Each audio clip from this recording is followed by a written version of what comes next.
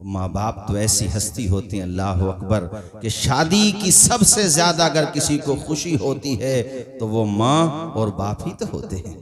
सबसे ज्यादा खुशी आपने देखा होगा जब बेटे के सर पे बेटे के माथे पे शादी का सेहरा सजता है और लोगों की तवज्जो उस तरफ नहीं होती, मगर कभी गौर से देखना कि बाकी लोग मुस्कुरा रहे होते हैं मगर हस्ती माँ बाप की होती है, भाई बहनों की होती है, जिनकी आंखों में पानी टपक रहा होता है, जिनकी आंखें नम होती हैं। या अल्लाह, ये आंसू कैसे हैं? जवाब मिला, ये गम के आंसू नहीं हैं, एक खुशी की तमन्ना थी, एक ख्वाब था जो ख्वाब अल्लाह ने आज पूरा किया है। उस ख्वाब के शर्मिंदे ताबीर होने पर अपने अजीजों की आंखों में आंसू आ गए हैं। माँ की भी आंख में आंसू हैं, बाप की भी आंख में आंसू हैं। ये गम के आंसू नहीं हैं, खुशी के आंसू हैं। और साहिबो, यहाँ ये भी कहना चाहूंगा, सिर्फ शादी के मौके पर माँ बाप को खुशी में न रुलाओ, मैं तो ये कहता हूँ माँ बाप को बार बार रुलाओ, मगर गम के आंसू नहीं, खुशी के आंसू रुलाओ। माँ बाप को खुशी के आंसू रुलाओ। माँ बाप की बात आई तो मैं एक बड़ी अजीब मुझे बात याद आ रही है, मैं सुना देता हूँ आपको। अल्लाह अकबर कबीरा। एक बंदा होगा, उसके नामे अमाल तोले जाएंगे, दोनों पलड़े बराबर हैं, नेकियां भी और गुनाह भी दोनों बराबर हैं। अब उसका मामला बीच में, यानी जिसको कहते हैं पेच फंस जाना। अब वो जहन्नम की तरफ भी नहीं जा रहा है, जन्नत की तरफ भी जाने का हुक्म नहीं हो रहा है। अब वो बड़ा परेशान है कि काश मुझे एक नेकी मिल जाए तो मेरा बेड़ा पार लग जाए। मगर देखिए, नेकी तो ना मिल सकी, उसके नामे अमाल में एक फरिश्ता आता है और गुनाहों के पलड़े में आकर के गुनाह डाल देता है, जिसकी वजह से गुनाह बढ़ गए। फैसला होता है जहन्नम में जाने का, इसको जहन्नम में जाने का ऑर्डर होता है अल्लाह पाक की तरफ से। अब उसको जहन्नम में ले जाया जाता है। जरा सोचो क्या बीच रही होगी कि एक नेकी मिल जाती तो मेरा काम बन जाता। वो कहता है फरिश्तों से, जरा मुझे ये तो बताओ, ये कौन सा गुनाह था जिस गुनाह ने मेरे लिए जहन्नम का फैसला लिख करवा दिया है, जिस गुनाह की वजह से मैं जन्नत में नहीं जहन्नम में जा रहा हूं। अल्लाह अकबर कबीरा। उसको बताया जाता है कि एक मर्तबा तुमने झुंझला करके, गुस्से में भर करके अपने बाप के लिए उफ कह दिया था। उफ कह दिया था। आजकल तो लोग गालियां तक बक रहे हैं माँ बाप को। हर गांव में, मोहल्लों में तुम्हें चंद लोग ऐसे मिल जाएंगे जिनके माँ बाप पसे पुष्ट ये कहते हैं कि ऐसी औलाद से तो बे औलाद अच्छे नहीं मिलते। बोल नहीं मिलते। कितनी दुखी होगी वो माँ, जरा तसव्वुर कीजिए। जिस माँ ने तुझे मांगने के लिए कितनी मन्नतें की, कितने रोजे रखे, कितनी नमाजें पढ़ी, कितने नवाफिल पढ़े, तहज्जुद के सजदे किए, जिसने जो कह दिया वो अमल किया ताकि उसकी गोद भर जाए। और खुदा ताला ने औलाद की शक्ल में, तेरी शक्ल में, यानी औलाद दी तो तेरी शक्ल में माँ की गोद भर दी, और जवान होकर के तूने कितना दुखी कर दिया होगा। वो बाप किस कदर दुखी होगा, वो माँ किस कदर दुखी होगी जिनकी जबान से ये जुमले निकले कि ऐसी औलाद से बे औलाद अच्छे। किस कदर परेशान होने की अलामत है। माँ बाप ये जुमले कह रहे हैं। आजकल कितने आपको मिल जाएंगे, और साहिबो इन्हें तकलीफ न दो, ये नहीं रहे तो रोने के अलावा कुछ नहीं रहेगा तुम्हारे पास। आज तुम्हें उनका डांटना, समझाना बुरा लगता है, मगर याद रखो इनकी आवाज़ को भी गनीमत जानो। जिस दिन हमेशा के लिए खामोश हो गई, दीदार करने के लिए कब्रिस्तान जाना पड़ेगा। कब्र की मिट्टी देख पाओगे, माँ बाप की ज़ियारत नहीं कर सकोगे। माँ बाप इतनी बड़ी दौलत होते हैं, पूछो जफर से। आज इन्हें अपने अम्मा अब्बा की कितनी याद आ रही होगी, अपने माँ बाप का कितना ख्याल आ रहा होगा कि आज मेरे माँ बाप जिंदा होते, आज मेरे वाली जिंदा होते तो यही कुर्सी पे बैठ करके प्रोग्राम सुन रहे होते। माँ होती तो मुझे दुआएं दे रही होती, मेरा सेहरा बन जाता। अपनी आंचल, अपने आंचल का टुकड़ा मेरे सर पे रख देती माँ, और उस आंचल की बरकतें मिलती मुझे जिंदगी भर। ओ मेरे भाइयों, जिनके माँ बाप नहीं उनसे पूछो माँ बाप क्या होते हैं। उन्हें तकलीफ न दो, उन्हें परेशान न करो, उनको अजियत न दो। अरे कितने परेशान करने वाले तुम्हें मिलेंगे। उन्होंने 4 भाइयों को, 5 को, 10 को पाला, परेशानियां उठाई, मगर पाल के दिखा दिया, और जब नंबर तुम्हारी खिदमत का आया तो 1 महीने रोटी खिलाई जा रही है। और उसमें भी पता ये चला है कि बाज जगह तो ऐसा करने लगे लोग कि माँ को एक भाई खाना खिला रहा है तो बाप को दूसरा भाई खाना खिला रहा है, और उसमें गिने जा रहे हैं दिन। अब यहां मैं औरतों से भी एक बात कहना चाहता हूं, अपनी बेटियों और बहनों से भी एक बात कहना चाहता हूं कि मेरी बहनों, मेरी बेटियों, ये बताओ, तुम जिस माँ बाप की बेटी हो, तुम्हारा भी कोई भाई है, उसके घर में भी दुल्हन आई है, आपको अगर ये पता चले कि हमारे माँ बाप को हमारे भाई की बीवी बेवजह परेशान करती है, उन्हें खाना नहीं देती, तो खुदा की कसम तुम्हारे ऊपर क्या गुजरेगी? गुजरेगी कि नहीं गुजरेगी? इसी तरह से सोचो कि तुम जिसके निकाह में हो उसके भी माँ बाप हैं, उसे दूर न करो अपने माँ बाप से, उनकी भी खिदमत करो। और मैं माँ बाप से कहता हूं कि तुम अपने बेटे की बीवी को बहू की निगाह से नहीं, बेटी की निगाह से देखो, उसे प्यार की निगाह से देखो। उसके घर पे कोई कमी हो जाए, लेन देन में कोई कमी हो जाए, मेहमान नवाजी में कोई कमी हो जाए, तो उसके लिए तानाजनी का जरिया न बनो, बल्कि उसके लिए ढारस बनो और उसको कहो कि अब तू हमारे लिए बेटी जैसी है। अगर दोनों तरफ से मोहब्बत का ये मामला रहेगा तो इंशाअल्लाह हमारे आपके सबके घर जन्नत का नमूना बन जाएंगे। बेशक बेशक। बोलो नहीं बन जाएंगे? ऊंचा बोलो जरा, बन जाएंगे कि नहीं बन जाएंगे? अल्लाह अकबर। कहते हैं, मैं पूरी बात सुनाऊं, उसको जब जहन्नम की तरफ लेकर के जा रहे थे फरिश्तों से, उसने कहा कि मैं अपने रब की बारगाह में हाजिर होना चाहता हूँ। फरिश्तों ने कहा अब तो तेरे लिए जहन्नम का ऑर्डर हो गया, अब दोबारा क्यों जाना चाहता है खुदा के हुजूर? कहा मैं चाहता हूँ। फरिश्तों ने रब की बारगाह में अर्ज की, रब ने फरमाया ठीक है, मैं इसकी बात सुनता हूँ, ये क्या कहना चाहता है? वो अर्ज करता है, सुनो कारी साहब, वो अर्ज करता है, या अल्लाह, मैं जब जहन्नम की तरफ जा रहा था, तवज्जो से सुनो, मैं जब जहन्नम की तरफ जा रहा था तो मैंने बड़ा अजीब व गरीब मंजर देखा, जिसने मेरा गम बढ़ा दिया, मेरी फिक्र बढ़ा दी। रब फरमाता है तूने क्या देखा? कहा या अल्लाह, मैंने देखा कि मेरे बाप को भी जहन्नम की तरफ ले जा रहे हैं फरिश्ते।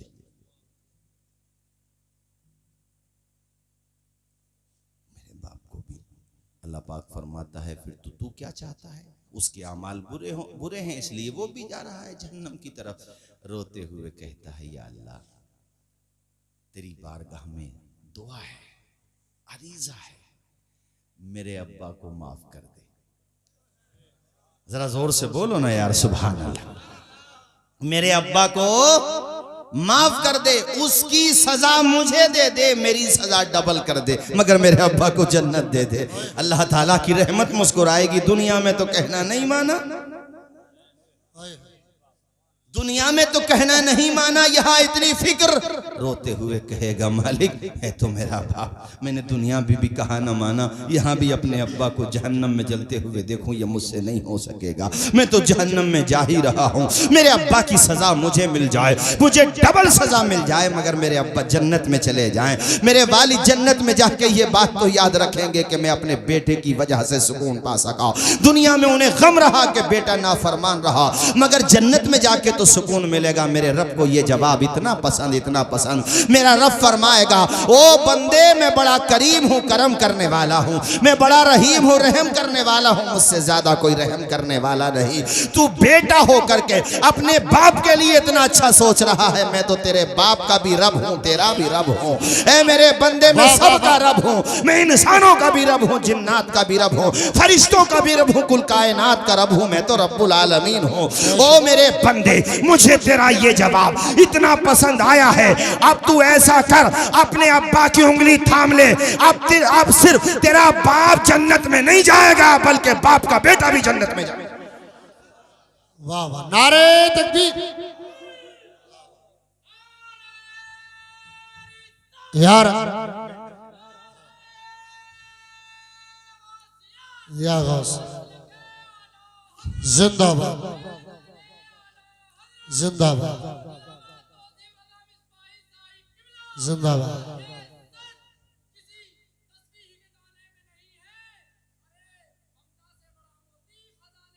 क्या बात,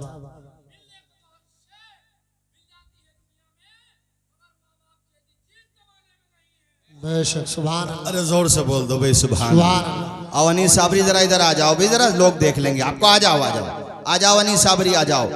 अल्लाह खुश रखे भाई माशाअल्लाह। ये अनीस साबरी की फोटो कॉपी है। हाँ देखो माशाअल्लाह, जलसों का बड़ा ज़ौक़ है, जलसों में जाते भी हैं सुनते भी हैं। और कितना शानदार शेर सुना, शायद सबने नहीं सुना होगा, इसलिए मैं चाहता हूँ जरा माइक में सुनवा दो, तेज़ी से सुना दो एकदम से जल्दी से। और आप इनको भी तोहफा दे सकते हैं, आपके लिए आए हैं। चलो पढ़ दो, सुना दो, पहले सुना दो फिर वहाँ माशाअल्लाह पढ़ दीजिए पढ़ दीजिए। अस्सलाम वालेकुम। एकदम से पढ़ दो। ये सच किसी तस्बीह के दाने में नहीं है, अरे ममता से बड़ा मोती खजाने में नहीं है।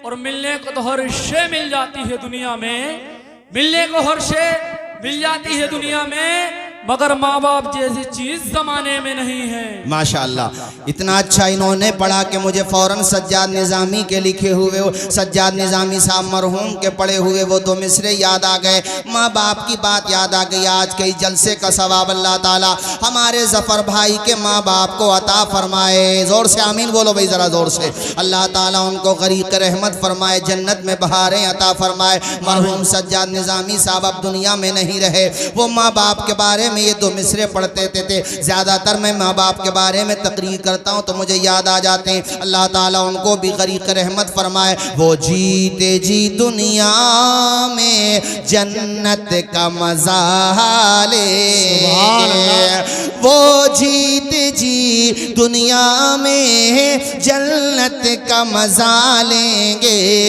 वो जीते जी दुनिया में जन्नत का मज़ा लेंगे, जन्नत का मज़ा लेंगे। जो बाप को खुश रखेंगे और माँ की दुआ लेंगे। सुभान अल्लाह, सुभान अल्लाह। बाप को खुश रखें। पूरा मजमा मेरे साथ पढ़े। फुल सिंगे का हमारे माशाल्लाह जो जोड़ है नात ख़्वानी करता है माशाल्लाह, वो भी उपस्थित है माशाल्लाह। सबको अल्लाह पाक शाद व आबाद रखे। आप जिस शक्ल में भी हुजूर की तारीफ़ कर रहे हैं बहुत अच्छी बात है। पढ़िए सारे लोग मेरे साथ। वो जीते जी दुनिया में जन्नत का मज़ा लेंगे। आप कहोगे मौलाना तौसीफ रज़ा साहब, अपने माँ बाप का कहा मानने से, वो बीमार हैं तो अच्छे डॉक्टर को दिखाने से, उनकी तबीयत नासाज है तो उनका सर दबाने से। मैं तो कहता हूँ उनके पास ज़्यादा से ज़्यादा वक्त दो, फिर हमसे पूछो कि वक्त देने से, अपने माँ बाप की खूब खिदमत करने से हमें क्या मिलेगा? तुम्हें भाइयों तुम्हें बताऊँ, तुम्हें जन्नत का पता मिलेगा, दुनिया में सुकून मिलेगा। जो माँ बाप का खिदमतगार रहेगा दोनों जहां में बेड़ा पार रहेगा। क्या बात है, सुभान। दोनों जहां में, जोर से, दोनों जहां में, दोनों जहां में बेड़ा पार रहेगा। ये फसाना नहीं हकीकत है। अपनी माँ से, अपनी माँ से जिसे मोहब्बत है, गौर इस पर तू क्यों नहीं कहता? माँ के कदमों के नीचे, सुभान अल्लाह, माँ के कदमों के नीचे। तो आज मैं यही पैगाम दूंगा कि माँ बाप को रुलाओ, नई बात सुनो, रुलाओ मगर गम में नहीं। क्या बात है, जोर से, गम में नहीं और खुशी में। ऐसे जैसे मैं ये सुना दूं बस 10-15 मिनट में, चूंकि मुझे अपने बाद वाले मेहमानों का भी ख्याल है। खुशी में ऐसे रुलाओ कि इतने कामयाब हो जाओ, इतने कामयाब हो जाओ कि तुम्हारे पीठ पीछे तुम्हारे अब्बा या तुम्हारी वालदा यानी तुम्हारी अम्मी या तुम्हारे अब्बू, अरे चलो तुम्हारी मम्मी या डैडी, वैसे मम्मी अम्मी रहें तो सही है। हाँ, ये भी नया कल्चर चला, आज से खासी अम्मी अम्मी बोलते थे, अब मम्मी कहने लगे। और बाद जगह तो मम्मी भी खत्म हो गया, मोम कहने लगे। हमने कहा मोम ही रह दियो, मोमबत्ती मत कर दियो। हैं, वो डैडी बोलते, चलो डैडी इंग्लिश में बोल देते हैं, अब वो डैड हो गए। बताओ जरा सा तलफ़ुज़ खराब अगर बिगड़ जाए तो डैड की जगह डेथ हो जाए। तो इसलिए भैया अपना जो कल्चर है उसी को बाकी रखो, ठीक है कि नहीं? हाँ, अपना जो मशरिकी कल्चर है उसी को बाकी रखो। माँ बाप के बारे में बताना चाहता हूँ मेरे भाइयों, मैं आपको समझाना चाहता हूँ, अपने माँ बाप की ज़्यादा से रुलाओ उन्हें, मगर ऐसे कि पीठ पीछे तुम्हारी तारीफ करें कि बहुत कमेरा है हमारा लड़का। बोलते कि नहीं बोलते? अपनी बहनों की शादी कर दी, भाइयों की शादी कर दी, घर बना दिया, परिवार अच्छा चला रहा, काम से लगा हुआ, ये तारीफ हो ये ना हो, पता चला किसी बुरी आदत का शिकार हो गया।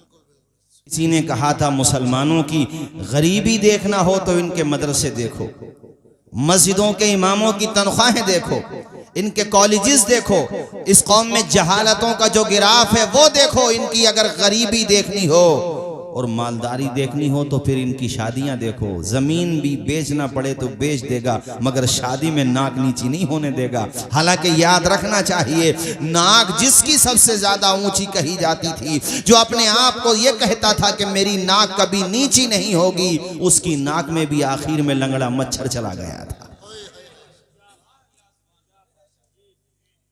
गया था कि नहीं गया था भाई? फाइनली उसकी नाक में भी लंगड़ा मच्छर चला गया था और वो भी दुनिया से चला गया। तो नाक तो किसी की ऊंची ना हुई, इज्जत भी उसी की रहेगी जो हुजूर के रास्ते पर रहेगा, वरना कुछ नहीं रहेगा मेरे भाइयों। मैं देख रहा हूं आजकल फिर दोबारा से अपने इलाके में भी, अरे ऐसे हालात में, अभी इशारा किया ना कारी साहब ने, कारी जगम साहब ने, ऐसे हालात में भी जबकि हमें और आपको परेशान करने के लिए क्या क्या साजिशें नहीं हो रही हैं, और हम इतने गैर जिम्मेदाराना हरकतें करते हैं। मतलब वो लोग भी सोचते होंगे कि इनके बारे में जल्दबाजी करने की जरूरत क्या, ये तो खुद ही मिटने के काम कर रहे हैं। नहीं सोचते होंगे? ऐसे काम हमारे वहां पर हो रहे हैं मेरे साथियों। काम ये है जो माशाल्लाह आज हो रहा है, बेशक बेशक। मगर यही रहे। कई जगह शिकायत ये भी मिली कि रात में आपका जलसा था, सुबह को किसी और का प्रोग्राम था।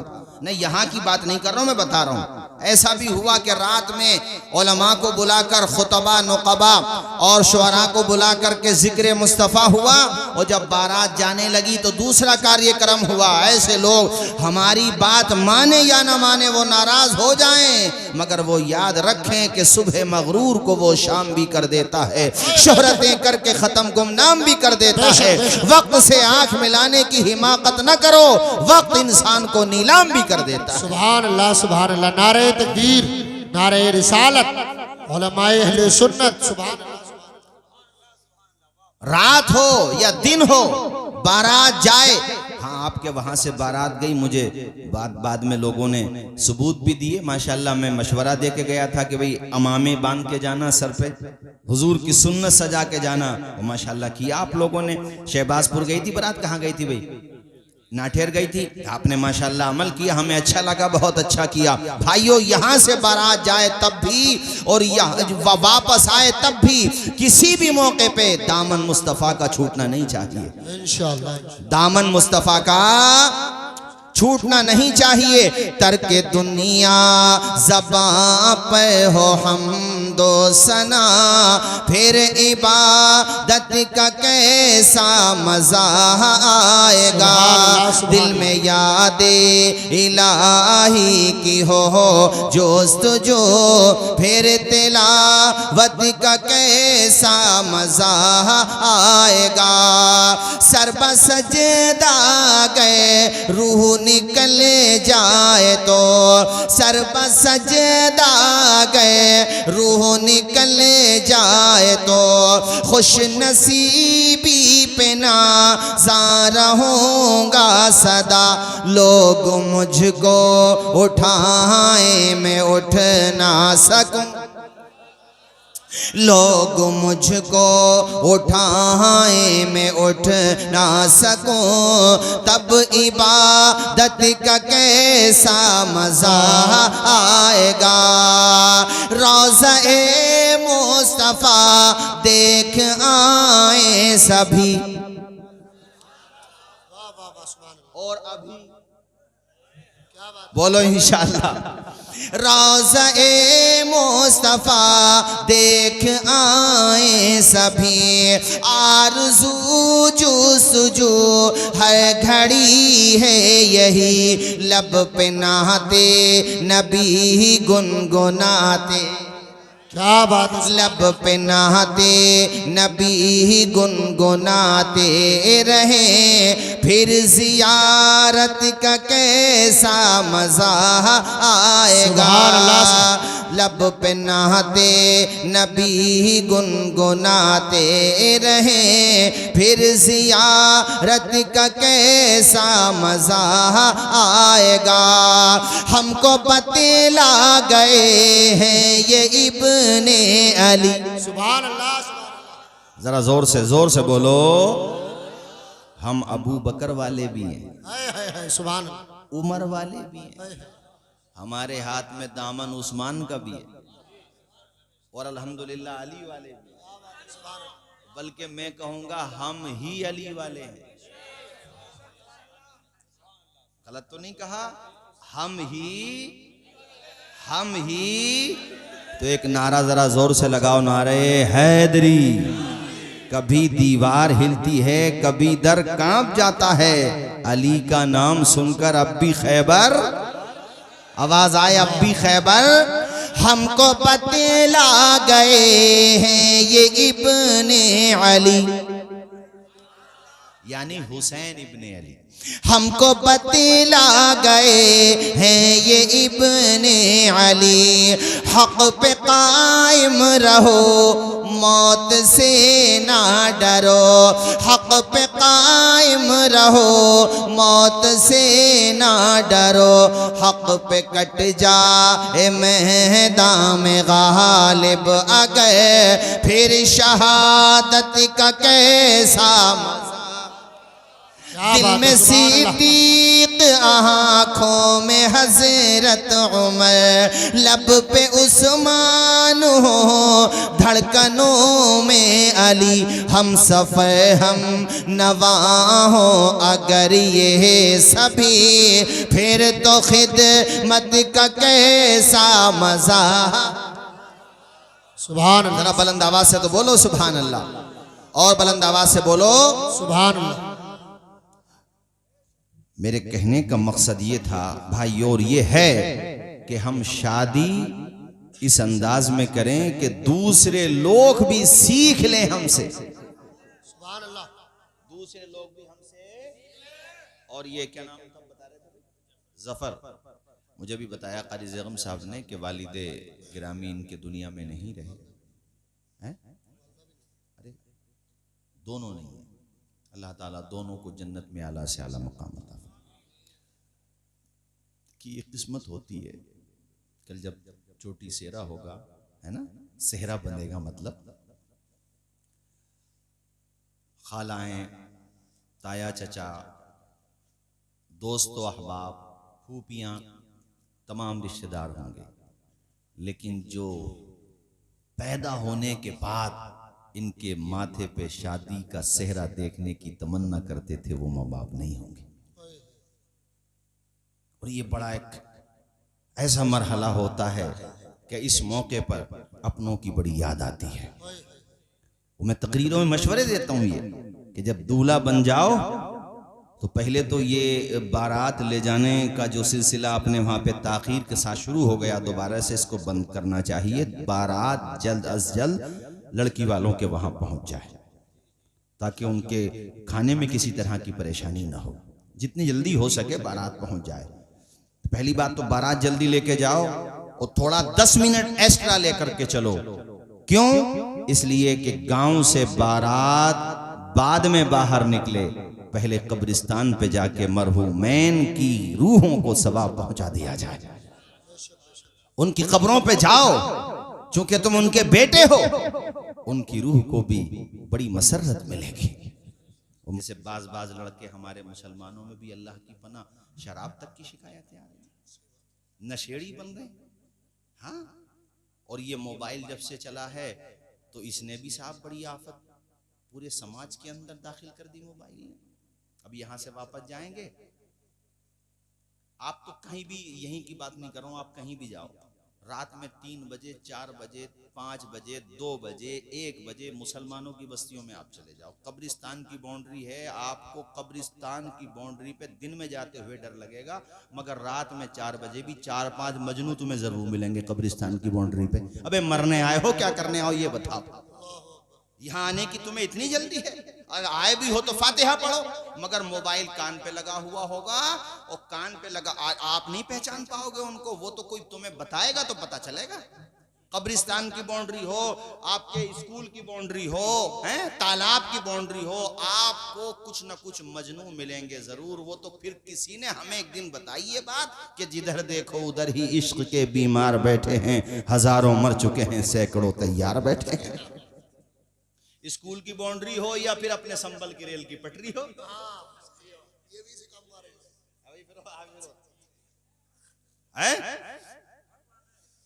गलत तो नहीं कहा भाई डॉक्टर साहब हमने? पुलिया पे जरूर मिलेंगे। ये काम मुसलमानों के रह गए। भाइयों तुम इस काम के लिए नहीं आए हो, तुम दुनिया में पढ़ने के लिए आए हो। बस आखिर में बता दूं कि हमें अपने बच्चों को पढ़ाना है, ये मन बना लो, पढ़ाओ। और ये कभी मत सोचो यार पढ़ाई के लिए तो पैसा चाहिए। वैसे ज्यादातर दुनिया में उन्हीं लोगों ने नाम रोशन किया है जिनके बाप के पास पैसा नहीं था। बहुत काम की बात बता रहा हूँ। पैसे वाला तो ये सोचता मेरे अब्बा पे बड़ी जायदाद है, मैं पढ़ के क्या करूंगा, अंगूठा छाप ही रह जाता इल्ला माशाल्लाह। कुछ को छोड़ के ज्यादातर के जहन में तो यही रहता मैं पढ़ के क्या करूंगा, मेरे अब्बा पे बहुत जायदाद है। और नील बटा नील, जीरो बटा सन्नाटा। पोल तब खुली जब निकाह हुआ कि कुछ नहीं आता जाता। अभी एक निकाह की महफिल में हम भी पहुंचे, निकाह खैर दूसरे कारी साहब पढ़ा रहे थे, कारिया नादिल साहब। तवज्जो है आपकी? मेरे कहने का मकसद भाइयों ये है आपसे कि दौलतमंद हो तब भी नहीं है तब भी पढ़ाओ बच्चों को, ताकि तुम्हारे माँ बाप का सीना फख्र से चौड़ा हो जाए। अरे चौड़े का मतलब ये है कि उनको फख्र हो। उमर जैसे एक लड़का था गोविंद जायसवाल, बनारस का, इतनी पुअर फैमिली थी उसकी, इतनी गरीब फैमिली थी कि उसका बाप रक्षा चलाता था। जिसका बाप रक्षा चलाता हो गुर्बत का अंदाजा आप लगाइए, घर का खर्चा उन्हीं पैसों से चलता। स्कूल में पढ़ता था बेचारा, जो गांव के स्कूल होते हैं। अच्छा गांव के स्कूल जो सरकारी स्कूल हैं, ये बात मेरी ऊपर तक जाए अगर, मैं कहूँगा कि इनको केयर किया जाए, इन पे अगर मेहनत की जाए और हर जगह के ऊंचे लेवल के जो अधिकारी होते हैं वो इस पे मेहनत करें तो यकीनन यहाँ से भी बेहतरीन तालीम दी जा सकती है। तो खैर पहले के लोग नहीं होते थे सरकारी स्कूलों में पढ़ो, कितने शानदार होते थे कि नहीं होते थे? अब निजाम बिगड़ गया। तवज्जो फरमाइए, गोविंद जायसवाल पढ़ते थे स्कूल में, तो बहरहाल वो उन्हीं के आसपास का या उन्हीं की बस्ती का या दूसरी बस्ती का बहरहाल कोई अमीर लड़का था, उससे दोस्ती हो गई। वो किसी दिन अमीर लड़के के साथ चले गए उसके घर पे। अमीर बाप ने अपने घर के आंगन में गरीब आदमी को देखा, फटे हुए कपड़े, पसीने की बदबू, उसको बड़ी इंसल्ट लगी। हालांकि अमीर हो या गरीब, जाना सबको कब्र ही में है। दूसरे समुदाय में हो तो भाई उनका भी अंतिम संस्कार की एक ही प्रक्रिया होती है, चंदन की लकड़ी का फर्क हो या दूसरी का, बहरहाल अमीर गरीब में आखिरी संस्कार में तो कोई डिफरेंस नहीं होता। हमारे वहां सबको कब्र में ही जाना है, कफन के कपड़े की क्वालिटी का फर्क हो सकता है, बस जाना तो सबको कब्र में, ये नहीं भाई जाना सबको। तो मैं बता रहा हूं बहरहाल इंसान की सोच होती है। उसने जो है अपने लड़के को डांटा कि तूने इस गरीब से जिसके बदन से पसीने की बदबू आ रही है दोस्ती क्यों की? गोविंद जायसवाल कहते हैं ये बात मेरे दिल को चुभ गई और मैंने अपने घर पे आके अपने पिताजी को ये बात बताई और पूछा कि मुझे तरक्की करना है, लाइफ में प्रोग्रेस करना है, मैं इंसल्ट बर्दाश्त नहीं कर सकता, आपको भी रिस्पेक्ट दिलाना है और खुद को भी रिस्पेक्ट दिलाना है। इसके लिए मुझे क्या करना पड़ेगा? पिताजी ने कहा बेटा एजुकेशन हासिल करो, सियासत का रास्ता होता है या दौलत का, वो हमारे पास है ही नहीं ऑलरेडी। भाई दौलत तो है ही नहीं, सियासत भी गरीबों की कहाँ है, जो 2-2 करोड़ के टिकट बिक रहे हों तो गरीब कहां से आ जाएंगे बेचारे। तवज्जो है कि नहीं? तो मेरी बात सुनो मेरे भाइयों, वो कहते हैं कि एजुकेशन मेरे पापा ने बताई, मैं पढ़ता रहा। हम ये समझते थे कि सबसे ऊंची पोस्ट, सबसे ऊंचा मनसब लेखपाल का होता है, मैं उसी लिए पढ़ रहा था और मेहनत करता था, खूब अच्छे नंबरों से पास होता था। मुझे किसी ने बताया जब पढ़ना ही है, संघर्ष करना ही है, आगे बढ़ना ही है, तो फिर तुम्हें मैं बताऊं कि या तो पीएम बनो या सीएम बनो, वो तुम बन नहीं सकते। आखिरी ऑप्शन है कि डीएम बनो, वो एजुकेशन के जरिए बन सकते हो। मेहनत करोगे तो बन सकते हो। गोविंद जायसवाल कहते हैं मैंने मेहनत की और इतनी मेहनत की कि मैं खूब पढ़ता था, रात दिन मेहनत करता था। बाप मेरा रक्षा चलाता था। मैं जब दिल्ली गया वहां पे ट्यूशन पढ़ा करके उन पैसों से मैं अपने खाने का चाय का इंतजाम करता। चाय के बारे में बताते हैं कि मैं आधा कप चाय पीता था, इतने पैसे नहीं थे कि मैं 1 कप चाय पी लेता। खाना भी मैं औरों के मुकाबले में बहुत लोकल दर्जे का खाना खाता था। अपने दोस्तों की तरह मर्डर गश्ती नहीं करता था। 17-17 घंटे 18-18 घंटे पढ़ता था। गोविंद जायसवाल अपनी हिस्ट्री बयान करते हुए कहते हैं इससे ज्यादा अगर मैं मेहनत करता तो मर जाता। उधर घर पे हमारे पापा के पांव में सेफ्टिक हो गया, यानी वो रक्षा भी नहीं चला पा रहे थे। ऑपरेशन भी होना था, ऑपरेशन करने के लिए अच्छे डॉक्टर की जरूरत थी, मगर गुर्बत की वजह से जिस तरह से भी जहां हुआ ऑपरेशन किया गया। कहते हैं ये जिंदगी आपको संघर्ष करना सिखाती है, मगर साहिबो फुलसिंगा के मेरे दीनी भाइयों, जब निगाह मंजिल पे हो तो आपको मंजिल नजर आती है, रास्ते की रुकावटें नजर नहीं आती हैं। और कामयाबी वही हासिल करता है जिसकी रगों में खून से ज्यादा मकसद को पाने का जुनून दौड़ रहा हो। कामयाबी वही हासिल करता है जिसकी निगाह के सामने उसका गोल हो, जिसकी निगाह के सामने उसका मकसद हो। जब इंसान की निगाह के सामने मकसद हो तो याद रखिएगा इस बात को कि आंखों में रहा, दिल में उतर कर नहीं देखा। कश्ती के मुसाफिर ने समंदर नहीं देखा। जिस दिन से चला हूं मेरी मंजिल पे नजर है, आंखों ने कभी मील का पत्थर नहीं देखा। नारे तकबीर, नारे रिसालत, उलमाए अहले सुन्नत। कारी ज़ैगम साहब इंसान मेहनत तो करे। ए फुलसिंगा के लोगों हिम्मत करो, हौसला करो। हम ना पढ़ सके मगर बच्चों को पढ़ाएंगे, बेहतरीन लॉयर बनाएंगे। उलमा पैदा करने के लिए, हुफ्फाज पैदा करने के लिए तुम बस्ती वालों ने रईसुल उलूम को कायम किया हुआ है ही। बच्चे हमारे यहाँ उलमा बनते रहेंगे और बुनियादी तालीम तो हम सबको दिलाएंगे ताकि हमारे बच्चों को पता चले मोहम्मद अरबी के गुलाम हैं सल्लल्लाहु अलैहि वसल्लम।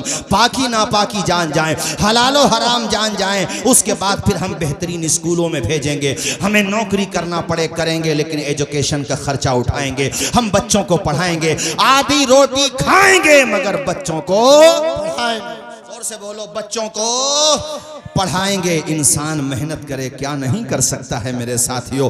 गोविंद जायसवाल कहता है मैंने मेहनत की, यहाँ तक के यूपीएससी एग्जाम जो नंबर 1 एग्जाम होता अपने मुल्क का और बहुत भारी एग्जाम होता है, वो कहते हैं मैं पहले से उसकी तैयारी करता था। मैंने सारे पेपर्स निकाल लिए। अब नंबर आता है, बहुत तेजी से सुना रहा हूँ, नंबर आता है इंटरव्यू का। इंटरव्यू देने के लिए बड़े बड़े टॉप के प्रोफेसर्स बैठे हुए होते, उनके सामने मैं अपने फटे पुराने कपड़ों में जाता तो मुझे अच्छा नहीं लगा। मैंने अपनी बहन को फोन किया, उसके पास 2000 रुपए रखे थे, जमा पूंजी बेचारी की 2000 रुपए थी। उनकी शादी हो चुकी थी, प्रेग्नेंट थी वो। कहते अल्ट्रासाउंड वगैरह के लिए, कहते मेरी बहन ने बगैर अल्ट्रासाउंड के, यानी हमारी बहन के घर पे बगैर अल्ट्रासाउंड के डिलीवरी हुई और उसने वो सारे पैसे मुझे बगैर बताए 2000 रुपए भेज दिए। उससे मैंने सलीके कपड़े पहने, कपड़े पहन के मैं आखिरी सीढ़ी थी, इस सीढ़ी पे मैं चढ़ जाता तो मुझे कामयाबी मिलने वाली थी। मैं पहुंचा, मैंने जाकर के इंटरव्यू, मैं डरा नहीं। मैंने ये नहीं सोचा कि ये बड़े बड़े प्रोफेसर्स हैं, बल्कि मैंने ये सोचा मैं जो जानता हूं बगैर हिचकिचाहट के, बगैर किसी हेजिटेशन के अपनी बात रखूंगा। मैंने इंटरव्यू दिया, सक्सेस हो गया। जब मैं बाहर निकलने लगा तो मुझसे उन लोगों ने पूछा आपकी उम्र अभी सिर्फ 22 साल है, अगर फ्लॉप भी हो गए तो जिंदगी में दोबारा मौका मिलेगा। मैंने बहुत कॉन्फिडेंस के साथ कहा कि सर मैंने फ्लॉप होने के बारे में सोचा ही नहीं है। कहा तुमने क्यों नहीं सोचा? कहा मेहनत ही इतनी की है कि मुझे यकीन है कामयाब हो जाऊंगा। मुझे अपने ऊपर बिलीव है कि मैं कामयाब हो जाऊंगा। मैंने संघर्ष इतना किया है, आंखों में अरमान लिया, मंजिल को अपना मान लिया, फिर मुश्किल के आसान किया। जब ठान लिया तो ठान लिया। मैं बाहर तो उन्होंने ये जवाब सुन के बहुत खुशी का मुजाहिरा किया। जब रिजल्ट आया तो मुझे, अरे किसी को 200, 300, 400 जो आखिर के नंबर रैंकिंग होती है ना, वो भी मिल जाए तो खुशी में पागल हो जाता है वो। कहते हैं मुझे ऐसी रैंकिंग मिली कि उस रैंकिंग पे मेरा डीएम बनना कंफर्म था। मुझे 42वें नंबर की रैंकिंग मिली, 42वें नंबर की। जब मैंने रिजल्ट देखा, खुद कहते हैं कि कितनी खुशी थी मुझे, मैं अपनी खुशी को शब्दों में बयान नहीं कर सकता। सबसे पहली, अब मैं वो बात बता रहा हूं कि बाप को रुलाओ तो गम में नहीं, खुशी में रुलाओ। ये सुना रहा था इसलिए बात मुझे याद आ गई। कहते हैं मैंने सबसे पहली जो कॉल की तो अपने पिताजी को कॉल की। कहते मेरे पिताजी का कोई रिप्लाई नहीं आया, कोई जवाब नहीं आया। फिर मैंने गहराई से कान को थोड़ा और मुतवज्जे किया तो सिर्फ मुझे रोने की आवाज आ रही थी।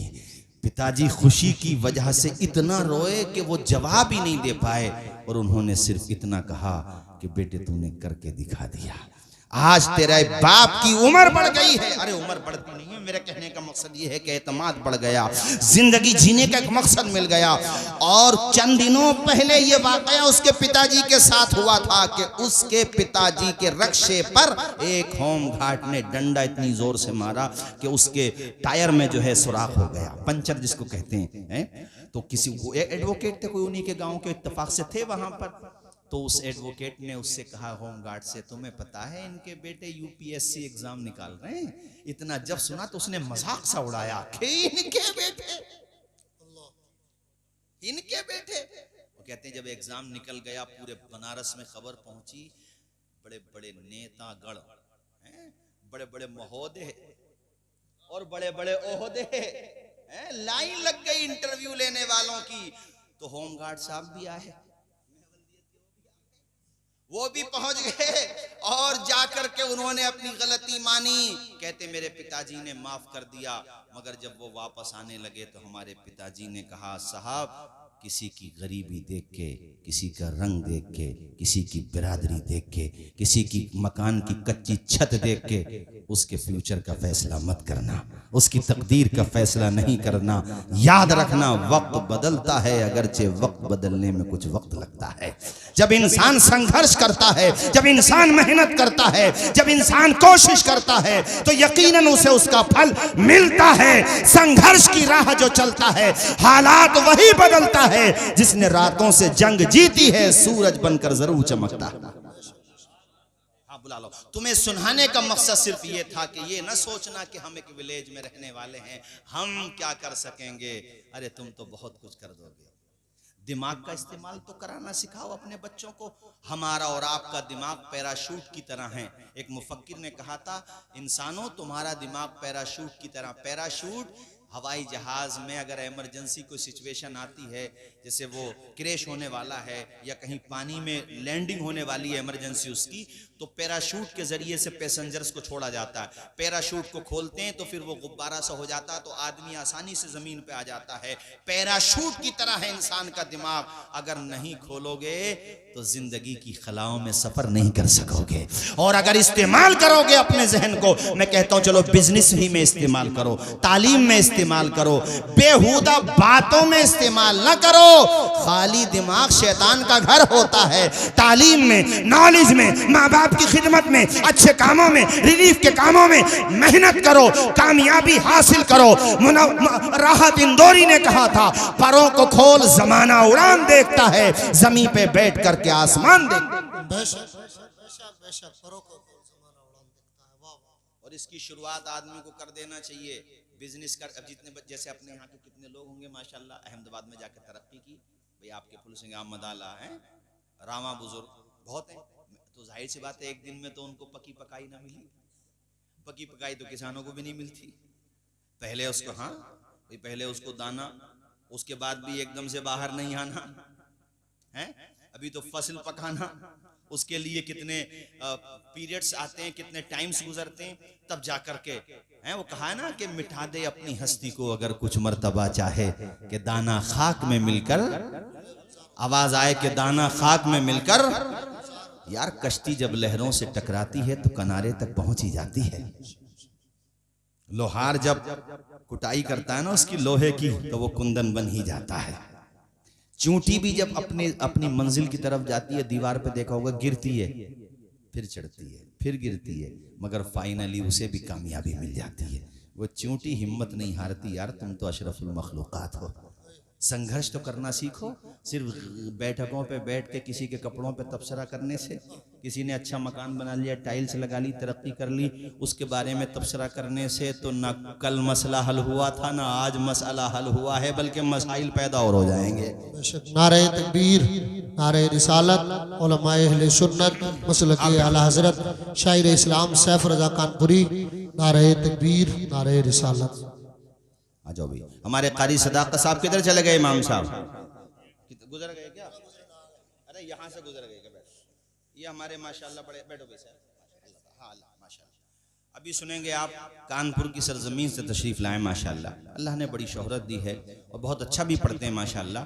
और अभी आप बस 5, 7 या 10 मिनट में अपनी गुफ्तगू खत्म करूंगा।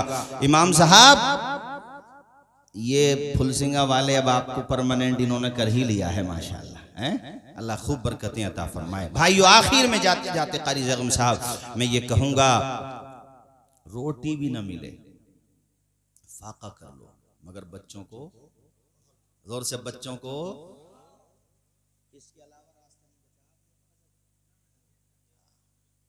बाकी में कुछ और, आप तालीम पर ध्यान दें, अपने बच्चों को दुनिया की खलाओं में परवास करना सिखाएं। अंजाम उसके हाथ है, आगाज करके देख, भीगे हुए परों से परवास करके देख। पढ़ाने का मन बना लो, ठान लो कि भैया बता के गए थे कुछ भी हो जाए मगर बच्चों को पढ़ाना है। आवाज आए बच्चों को। कुरान शरीफ तभी तो बेटा पढ़ेगा कब्र पे जाके जब पढ़ा हुआ होगा। हाफिज कुरान बनाना भी बहुत बड़ी बात है। और वो हाफिज ये सोचें कभी अपना मन छोटा ना करें, यार सैलरी कम है, ये तो गलती है, इंसानों की कम दे रहे हैं सैलरी। मुसलमान सैलरी तो बढ़ानी चाहिए, मगर कम भी दें तब भी दिल थोड़ा ना करें, इसलिए कि दुनिया तुम्हें इसका सिला दे ही नहीं सकती है। तुम तो कुरान पढ़ते रहो, तिलावत करते रहो, बच्चों को पढ़ाते रहो, तुम्हें तो मकाम इतना बुलंद मिलेगा कि जब जन्नत में रब के करम से, रब के फजल से एंट्री करोगे, रब फरमाएगा ओ हाफिज कुरान पढ़ना शुरू कर दे। कुरान तरतील के साथ पढ़, ठहर ठहर के साथ पढ़, कुरान पढ़ता जा, आगे जोर से आगे, आखिरी मंजिल तेरी वही होगी जहां वन्नास की आखिरी सीन होगी। तो कितना ऊंचा मकाम मिल गया है, फजल रब्बुल औला। और क्या चाहिए, मिल गए मुस्तफ़ा, और क्या चाहिए। इसलिए हुफ़ाज़ उलमा कुर्रा से मैं कहूँगा कि ये देखो मसाजिद में जो मकतब पहले अपने यहाँ पे चल रहा, मकतब यहाँ पे तो चलो मदरसा है ही माशाल्लाह, मस्जिदों में मकतब चलते थे नहीं चलते थे? पहले हाफिज साहब पढ़ाते थे, नाजरा पढ़ते थे। अब मुझे ये फिक्र होने लगी है, मैं देखता हूँ अपने इलाके में ये रिवाज ख़त्म हो गया। तनख्वाह भी बढ़ाओ और ये बच्चों को भी पढ़ाओ, मकतब की सूरत में भी, मसाजिद में भी। अरे मस्जिद नबवी ही में तो सबसे पहला मदरसा कायम हुआ था। सुफ़ा का चबूतरा, असहाबे सुफ़ा वहीं पे तो पढ़ते थे। अल्लाह अकबर, उनकी भी बड़ी प्यारी दास्तान है। खाने को खुदा की कसम खाना तक नहीं होता था। कितनी दफ़ा तो ऐसा, हजरत अबू हुरैरा कहते हैं इतनी भूख थी कि भूख की वजह से मैं बाहर आ गया। अबू बकर सिद्दीक आए तो मैंने ये सोचा कि ये मुझसे खाने को कहेंगे, मगर वहाँ पे भी कुछ नहीं था। हजरत उमर आए, कहते हैं फिर जाने आलमीन आ गए, मेरा चेहरा देख के समझ गए मुस्तफ़ा के अबू हुरैरा को खाने की ज़रूरत है। घर पे ले गए हुजूर, कहा आयशा घर पे कुछ है? कहा हुजूर एक प्याला दूध है। हुजूर ने इरशाद फरमाया अबू हुरैरा ये दूध का प्याला पकड़ो। अबू हुरैरा कहते हैं मैं सोच रहा था हुजूर फौरन कह दे तो मैं फौरन पी जाऊं, भूख कितनी थी। मगर हुजूर ने कहा अबू हुरैरा रुको, अभी अपने साथियों को भी बुला करके लाओ। जरा जोर से बोलो ना यार सुभान अल्लाह। अपने साथियों को भी, अब सारे साथी आ गए, वो सब आ गए। हुजूर फरमाते हैं अबू हुरैरा सबको पिलाओ। अबू हुरैरा जानते थे, मगर फिर भी इंसानी एक तकाजा होता है यार। कहते थे मैं कभी दूध को देखता था, कभी पीने वालों की तादाद देखता था, मगर यकीन था मैं दूध पे भरोसा नहीं कर रहा था, पिलाने वाले मुस्तफ़ा पे भरोसा कर रहा था। मेरे करीम से अगर कतरा किसी ने मांगा, दरिया बहा दिए हैं, दुर्बे बहा दिए हैं। जब आ गई हैं जोशे रहमत पे उनकी आंखें जलते बुझा दिए हैं, रोते हंसा दिए हैं। रोते हुए सहाबा मुस्कुराने लगे और हुजूर की अदाओं को देख के उनके लबों पे मुस्कुराहटों के गुलाब खिल गए। अल्लाह के पैगंबर ने सबको वो दूध नोश करने का हुक्म दिया। अबू हुरैरा कहते हैं आखिर में मेरा नंबर आया, अब मैं वो दूध देख रहा हूँ। खुदा की कसम है, हजरत अबू हुरैरा कहते हैं जैसे मैंने शुरू में पेश किया था उस वक्त का एक कतरा भी दूध का कम नहीं हुआ था और सबके सब सैराब हो गए। अब फिर भी कोई कहता हुजूर हमारी तरह है तो उसे आईने में मुंह देखना चाहिए। गलत तो नहीं कहा मैंने? है हुजूर की तरह 70 सहाबा थे कमोबेश। बहरहाल मुताद्दिद सहाबा कराम थे। काफी दिनों के बाद हदीस सुना रहा हूं, तो चूंकि कैमरे लगे हुए हैं और मैं ये चाहता हूं कि स्टेज से शायर हो, खतीब हो, नकीब हो, कसे बाशद कुजा बाशद, गैर शरी न वो तकरीर करे न वो शेर पढ़े। चूंकि फिर होता यह है कि अहले सुन्नत के उलमा की जगहसाई होती है, लोग उसका मजाक उड़ाते हैं। तो जो भी बात हो, इसलिए भाई मैंने खुद भी कह दिया इंसान हूं, चूंकि अब अचानक याद आ गई हदीस तो मैं बता रहा हूं। 70 थे या 60 थे कमोबेश, बहरहाल तादाद इधर उधर हो सकती है, लेकिन थे अच्छे खासे, थे अच्छे खासे। सबको हुजूर पाक ने वो दूध सबने नोश कर लिया हुजूर के हुक्म से। अबू हुरैरा कहते हैं अब बस मेरा ही नंबर था, वो कहते हैं मेरा ही नंबर था। मगर आका की शान देखो, आका ने मैंने कहा हुजूर आप नोश फरमा लें, कहा नहीं अबू हुरैरा आप पियो। कहते मैंने पिया, जिसको कहते हैं ना खूब तबीयत से पिया। हुजूर ने फरमाया और पियो, क्या बात, और पिया। आप फरमाते फुल हो गया मामला, नहीं समझे, यानी गुंजाइश न रही। हुजूर ने कहा हो गया। अबू हुरैरा कहा या रसूल अल्लाह, अल्लाह अकबर, या रसूल अल्लाह, अब गुंजाइश न रही। आमिना के लाल ने सबको सैराब कर दिया। एक तरफ मुस्तफ़ा का इख्तियार देखो कि एक प्याला दूध को मेरे आका ने 70 सहाबे कराम कमोबेश आपने उनको पिला दिया। अल्लाह अकबर कबीरा। दूसरी तरफ असहाबे मुस्तफ़ा का सब्र देखो कि खाने को रहे न रहे, पीने को रहे न रहे, मगर सीने में इल्म रहना चाहिए, हाथों में कलम रहना चाहिए। यही आज मैं आपको पैगाम दे रहा हूं। पहनने को जूता रहे ना रहे, पहनने को आपके पाँव में पहनने को जूता रहे ना रहे, बदन पे पहनने को बेहतरीन कोट पैंट अच्छे कपड़े रहे ना रहे, सर छुपाने को छत रहे ना रहे, मगर सीने में इल्म रहे, हाथों में कलम रहे। वमा अलैना इल्लल बलाग। अस्सलामु अलैकुम व रहमतुल्लाहि व बरकातहू।